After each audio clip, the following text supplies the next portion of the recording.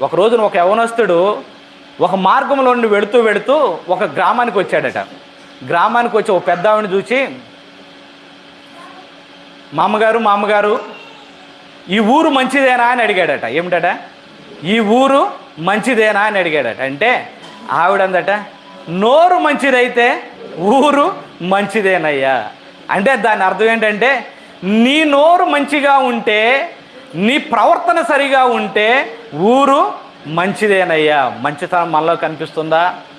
మంచితనం మనలో కనిపిస్తే దేవుడు నిన్ను చూచి సంతోషిస్తాడు. మంచితనం లేకపోతే దేవుడు పలుకుతున్నాడేమో, ఎందుకు ఈ వ్యక్తులు ఏ మంచితనం కనపట్ల, ఏ ప్రేమ కనిపించట్లా, ఏమీ కనిపించడంలా, ఇక ఎందుకులే అంటాడేమో.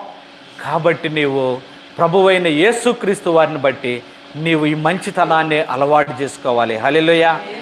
అలవాటు చేసుకుంటావా? అలవాటు చేసుకున్నట్లయితే దేవుడు నిన్ను కనికరించి కరుణించే దేవుడై ఉన్నాడు. హల్లెలూయా.